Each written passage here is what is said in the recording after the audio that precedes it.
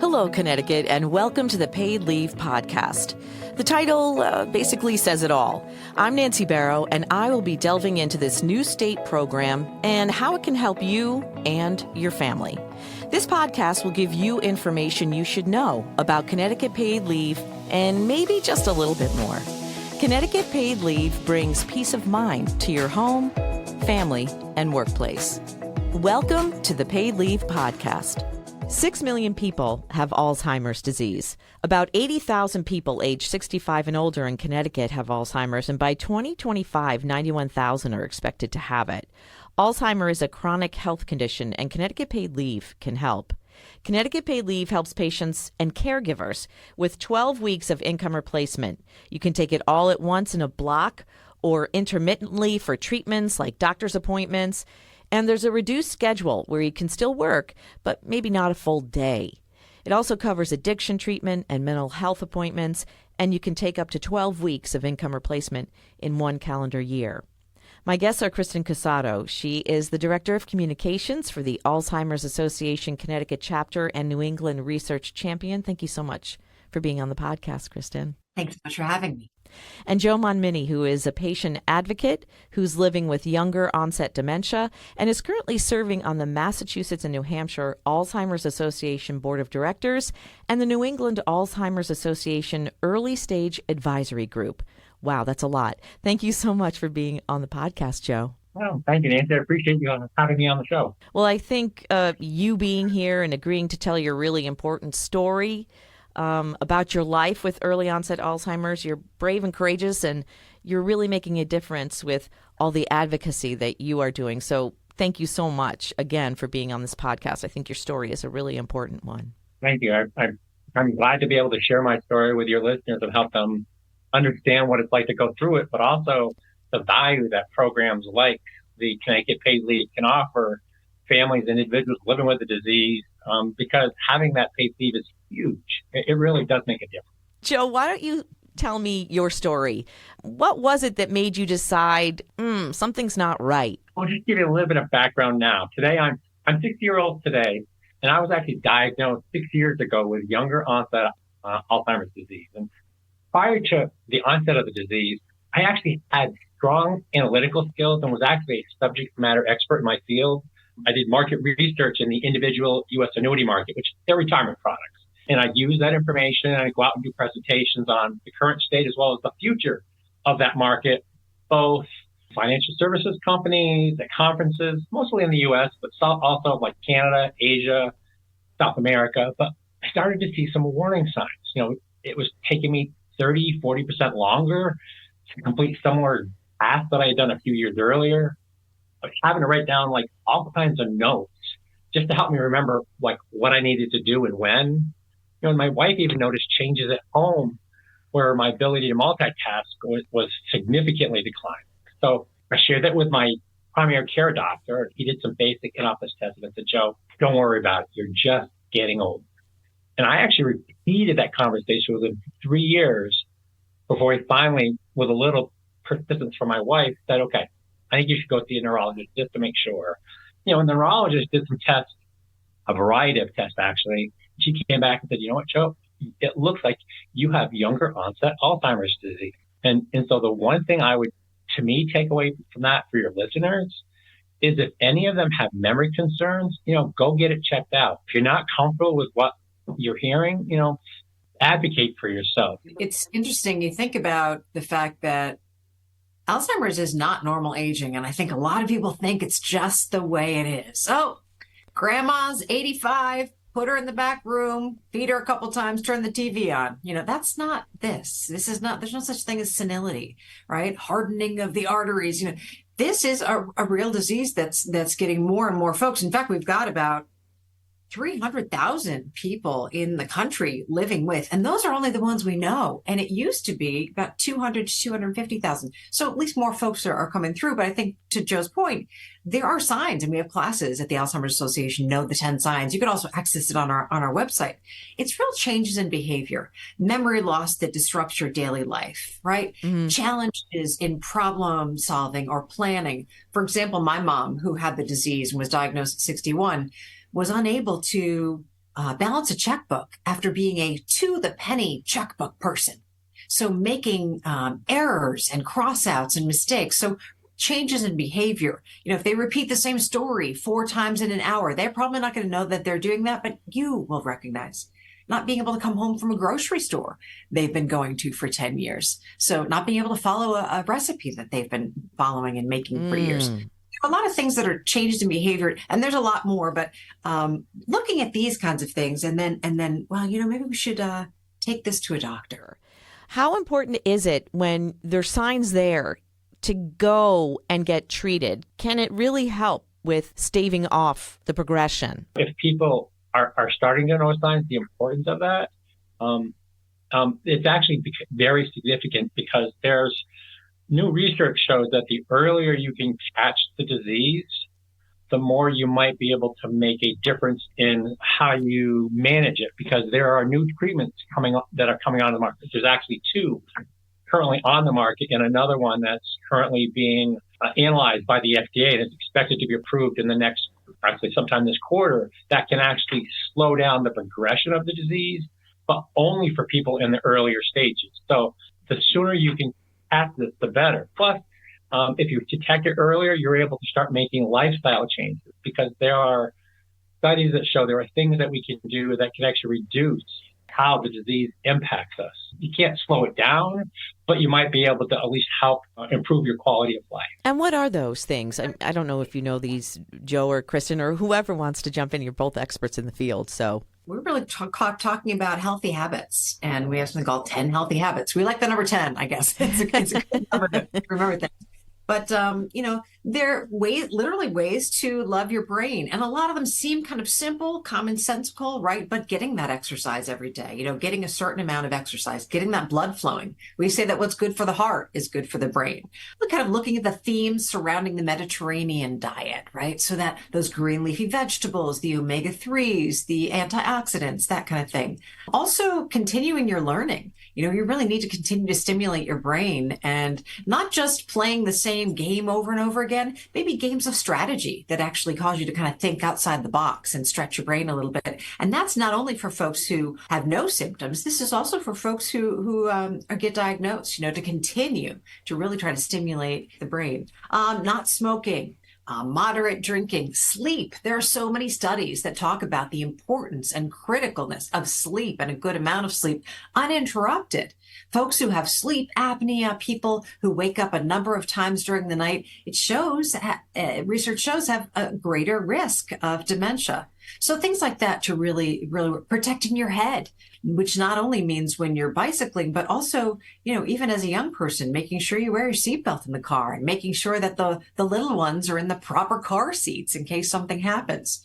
So there's a lot of things like that. Joe, I know that you have more and things that you also incorporate in your life. Yeah. There's a couple things. One, I want to kind of circle back when you talked about your diet and stuff like that, because there is emerging research that is showing that your diet and the inflammation that you have, both not only in your gut, but the inflammation that may go to your brain, are interconnected and are a factor in the development of diseases like Alzheimer's disease. So that's where diet is important. Because I was part of a federal government council down in Washington, D.C. the last couple of years. They've put together a list of 60 risk factors that can actually help slow down the progression of cognitive decline and dementia. And this is important because there was a research study that came out back in 2020, Nancy, that actually showed that up to 40% of dementia globally can be attributable to modifiable risk factors that we can actually control. I was surprised to hear that. And I know the Alzheimer's Association has had a huge push on that. So let me talk about the 6 risk factors that federal council identified that showed the greatest potential to reduce your chances of cognitive decline. And Kristen hit on a lot of them. And they include midlife high blood pressure, midlife obesity, physical activity, smoking, depression, and hearing loss.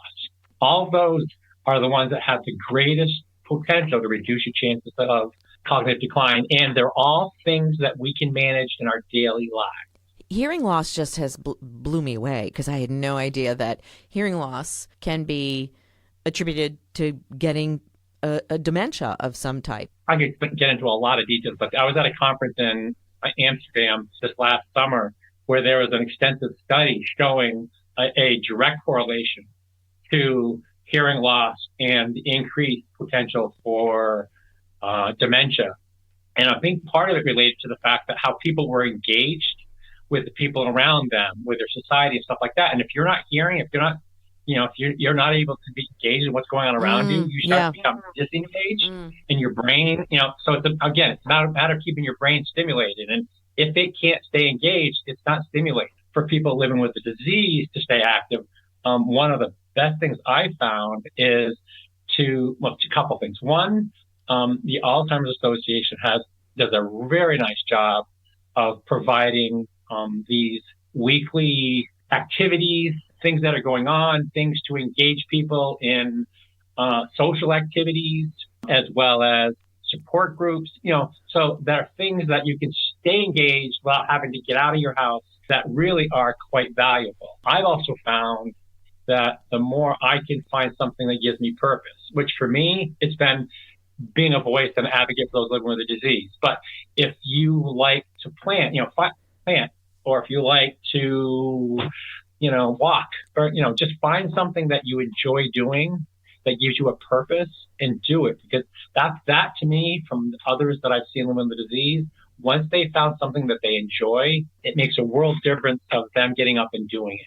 And what about, you mentioned mental health. So let's talk about mental health, because when you get a diagnosis like this, it's very difficult for you and the whole family, because the dynamic is going to change eventually.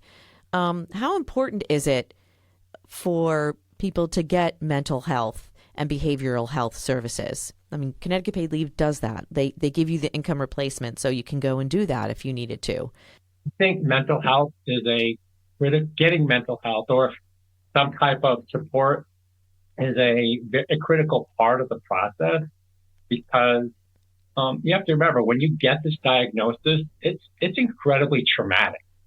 I know for me, my life was spinning. I didn't know what to do. And so I struggled with that. And so,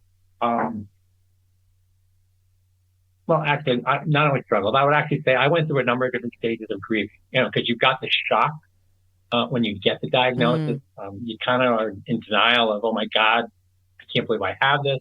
And the frustration of thinking about how it's going to impact your life and all of your family, your future, so talking to a therapist for me helped me for a couple different reasons. One, it helped me get grounded because my life was just spinning, and it helped me just kind of figure out, how do I start taking control of just individual pieces and putting one foot in front of the other. And that's hard to do alone because so many things are racing through your mind. And it's not just counseling with a therapist, but also a support group, because I eventually got connected to a younger onset Alzheimer's support group through my local chapter of the Alzheimer's Association, and meeting with that group, and it was just specifically designed for people with younger onset, was invaluable to me because it gave me a chance to sit down and talk with people who are dealing with the same issues. You've got children, you've got a future that now has been totally changed. You have your retirement that you had planned. It's just thrown into chaos.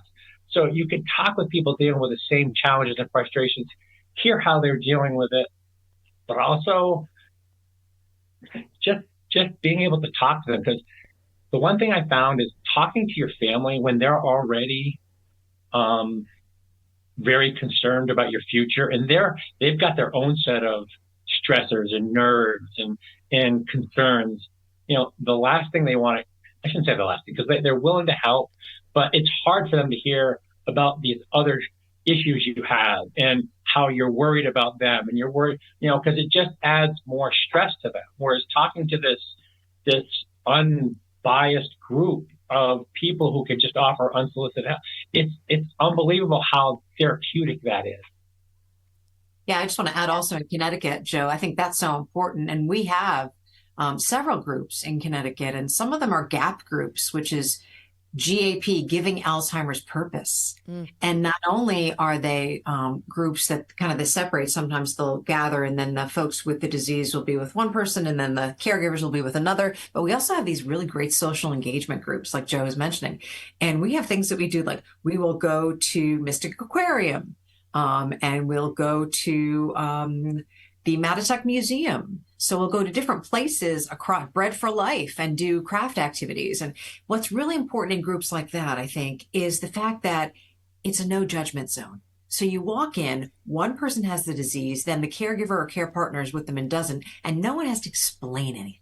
You can just be you. And yes, talk and share the things that are really important. So I think realizing that the association has all these different types of support groups, and you can just call our 800 number, which I'm going to throw out there, 800-272-3900. That's the national 24/7 helpline for the Alzheimer's Association. And then just ask, I'd like to talk about some groups that are happening in my state.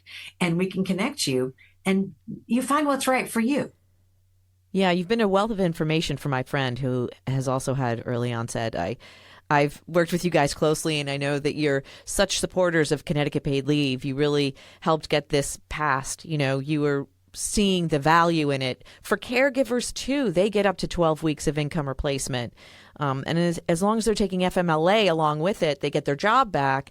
But they can also take 3 months off when you first get diagnosed. And if it's like you said, Joe, it's such a trauma, right? Like you went through trauma. Like the whole family must have gone through such trauma. But it's so wonderful to see you, how many years later, being such an advocate and doing so well. Thank you, Nancy. But it is. But getting back to your point, this disease does impact the whole family. And that's where, getting back to my point about talking to others, it doesn't just need to be a support group of therapists. One of the things many of your listeners need to realize is, talk to a close friend, talk to family members, find somebody that you can at least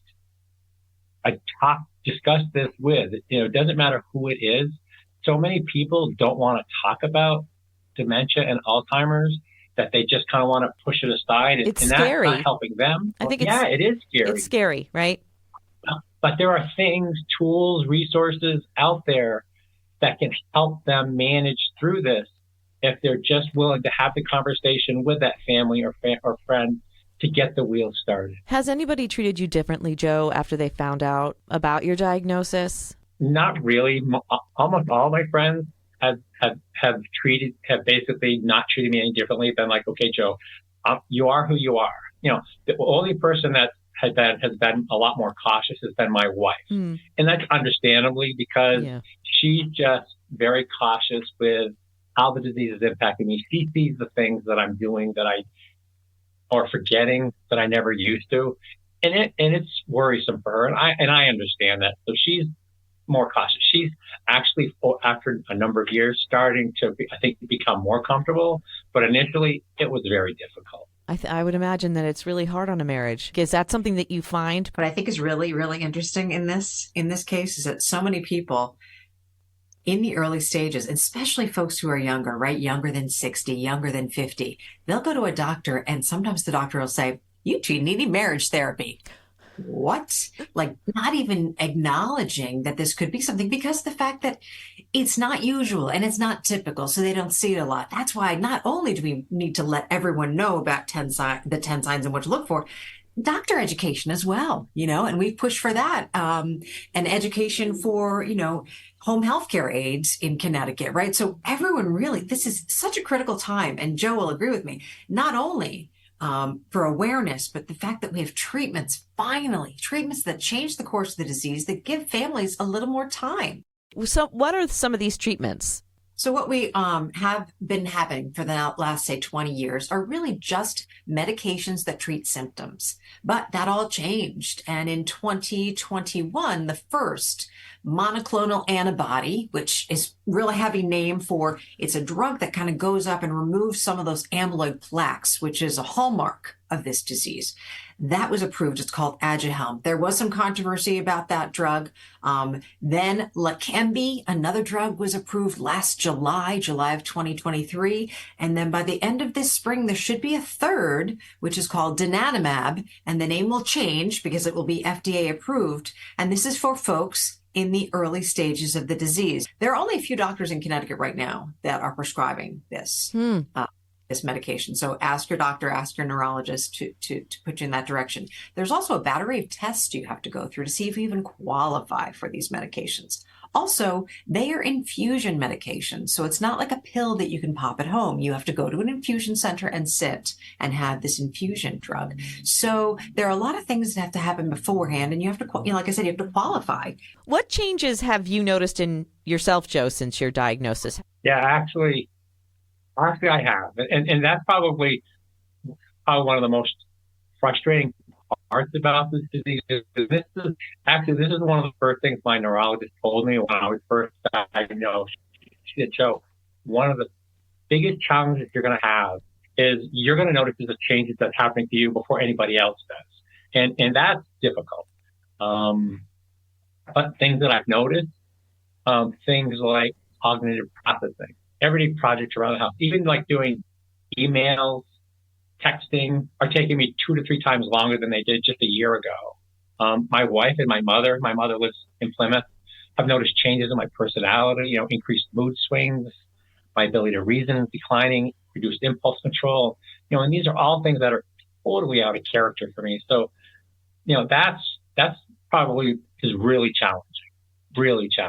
Do you stay in touch with your doctors pretty regularly so you guys can figure out what to do at this juncture? Part of the challenge with the disease is that because besides the treatment to remove the plaque, there's nothing there's no cure. There's nothing else that they can do. The only other drugs they have are to deal with symptoms. So there is nothing else she can do. So I am in contact with her, and I was in frequent contact early, but I realized that no matter how many challenges I have, there's not a lot the neurologist can do. And that was part of the mental challenge I had of just my mind was racing of how do I deal with this? And it wasn't until I realized me needing to find resources and information on how do I compensate, how do I cope with some of these issues, that I realized that I can do a better job of not only accepting the disease, but over time learning to start to live with the disease. And that's where, I found resources through the Alzheimer's Association actually on how to help people who are just diagnosed. And they have a very specific one for people who are younger onset Alzheimer's, how to take control of it. Additional and I'm just going to mention a couple of things that really helped me. Information on coping skills to help us maintain our quality of life through different aspects on a number of different things, or a home safety checklist to help us be able to adapt our houses as our disease progresses. So all things that as you start learning to cope, you find that you're better able to enjoy your life. Given whatever you can do, you can enjoy it better. And that made a huge difference in me accepting the disease. And it was more me adapting to what I can do than anything else that really helped me adjust. Because there are no drugs that are going to do it. It's us getting the help and resources and assistance that really can help us at least manage as best we can. And it can make a difference. I really wish the Connecticut Paid Leave was here when you were here, Joe, because it really would have helped you. I actually totally agree, because I really could have because at the time I was diagnosed, my neurologist did say, Joe, you really should stop working because, people diagnosed with younger onset Alzheimer's disease have a very, very shortened life expectancy. And that was traumatic. And so she's like, you really should probably retire as soon as you can. And so I retired within about a month. Wow. Just to help me kind of just assess how that was going to impact me. And, I think from there, I just needed to kind of figure out what was going to happen with my life. And I was doing that on my own.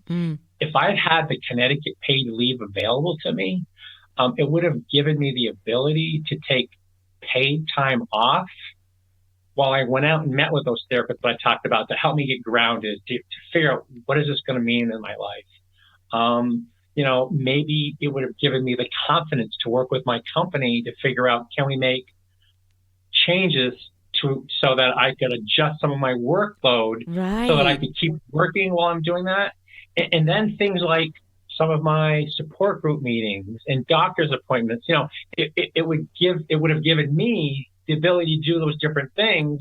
Yeah. Had I had the time to step back, regroup, put my life together, and even for my wife who had to go to some of my appointments, the Connecticut paid leave you've talked about, it can have caregivers can also take time off to help us.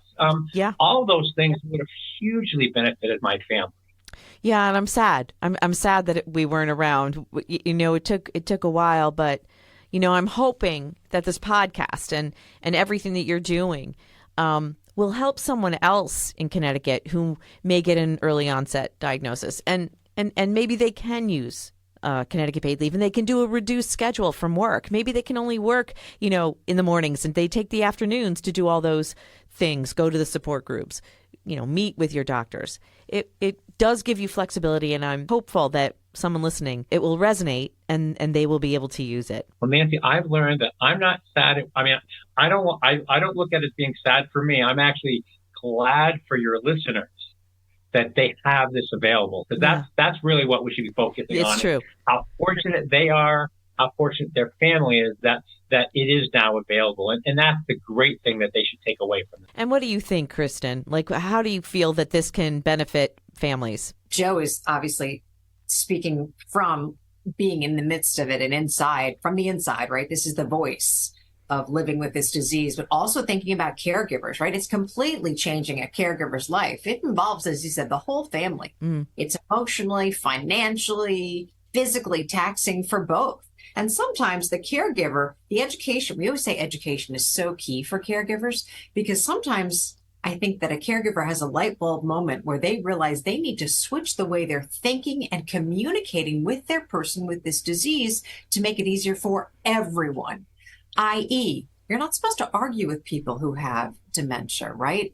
Let's go around and be able to talk and have a conversation, going into their reality, when later on in the disease, they may go back to a different time and place in their past. So join them there, right? But this is really hard because you want your person to be okay and you want your person to be the same. So it's really hard to change. So having a caregiver be able to take time to go to these classes and learn, or just take time to be able to breathe and set things up for what makes sense for them and makes sense for the family, I think that would be really, really critical. What advice, Joe, would you give someone with an early onset diagnosis today? A few things. And I'm just going to talk about what's worked well for me. I've learned slowing down, taking one day at a time, doing one thing at a time has helped me tremendously, because, getting this diagnosis, it really is life altering. We've talked about that, but it's also given me a new lens through which to see my life and focus on what's important.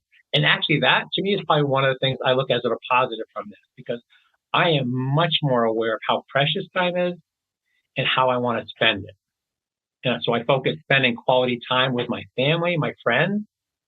I look for ways to adjust or adapt to what I do. We talked about that earlier, but things like routines. So I know what to expect, or staying organized so I know where to find things. Because you got to remember, as my brain slows down, the more I can do to compensate, being organized, having routines, the more I can enjoy my best life. Eating well, we've talked about the benefits of eating and inflammation, and also staying active, finding purpose in life. And for me, that's been my advocacy work, but finding something to stay active helps get me up and get me driving it or motivated every day. So that's what I would suggest. If you can do some of those things, it'll really make your day more productive. And getting back to what we talked about earlier, utilize Connecticut paid leave, take the time off to help you deal with this disease, because that would have been invaluable to me. I think that is probably one of the more important things that they could take away. What are your hopes for this next year for you? Not so much for me in terms of hopes, but I think I'd like to talk about how this is really probably the most exciting time ever. Alzheimer's research, treatment, care, and support. And to me, that's what gives. Last July at that conference in Amsterdam, there were some new update guidelines proposed that are going to help doctors make a more accurate Alzheimer's diagnosis earlier using blood tests. Oh, wow. And it's going to help to diagnose and treat the disease even before the onset of symptoms. And this is in addition to currently they have PET scans and spinal taps, but they can be expensive and a little more invasive. But the blood tests, coupled with these guidelines to help the clinicians, I think are going to totally transform the clinical diagnosis process, because the blood test can be faster in addition to being accurate, very straightforward, inexpensive, and can be broadly used to a wider group of people, which is unbelievable. But I think that more of this blood work will be, earlier diagnosis, be able to identify these amyloid plaques in your bloodstream and in your brain, right? So that plus cognitive testing gets that earlier diagnosis, which means there's more options for treatments and clinical trials. So I think that is where it's really going to be a game changer, as well as, like Joe is saying, less invasive than a spinal tap and a PET scan. Kristen Cusato, thank you so much for all your wonderful information. How can people get in touch with the Alzheimer's Association, the Connecticut chapter? Absolutely. Well, the first thing you can do is call our 800 number and then ask to be connected with us. And that's 800-272-3900. And that is a 24/7 Alzheimer's Association helpline. Our website is alz.org/CT. And you can head there and find out all sorts of exciting things that are going on with our chapter. Any last thoughts for you, Kristen, or for you, Joe, before we end the podcast? I'll let Joe go. This is so nice to hear and be on a podcast with him. He's so positive, and I just love the fact that you're sharing your story and helping so many other folks who are getting this scary diagnosis every day. The last thing I would talk about is something that my neurologist really never talked about, and that is once you get the diagnosis, it doesn't mean it's an end to a meaningful life. We do need to make adjustments over time as our disease progresses, but we can still lead a fulfilling life. And she's been so focused on treating the disease, she never talked about the future, except in the terms of getting my life in order, making sure everything was taken care of. This is how the disease is going to progress. She never talked about, but you know what? You can still enjoy your life as it is today. You can still enjoy your life over the next few years. And you may need to make some changes. It's not the end. It just means you're going to have to make changes. And I think that was important. Once I realized that made a big difference. And instead of me focusing on how things are going to get worse, I was able to focus on adjusting for that, but living my life also. And that makes a huge difference. Kristen Cusato, Joe Montminy, continued good health to you, and thank you for all you're doing to educate people about early onset Alzheimer's, both of you. But Joe, I really hope we can get you on another podcast. And there's been such great progress with you. I'm really so impressed with who you are and how you express yourself. And it's been a really big honor to have you on this podcast. So thank you, Joe, so much. I really enjoyed being on the podcast today. And same with you, Kristen. Thank you so much for all your great information. You both were such great guests. Thank you. Thank you so much for having us. It's really important for us to get the word out, so we appreciate this opportunity. For more information or to apply for benefits, go to ctpaidleave.org. This has been another edition of the Paid Leave Podcast. Please like and subscribe so you'll be notified about new podcasts that become available. Connecticut Paid Leave is a public act with a personal purpose. I'm Nancy Barrow, and thanks for listening.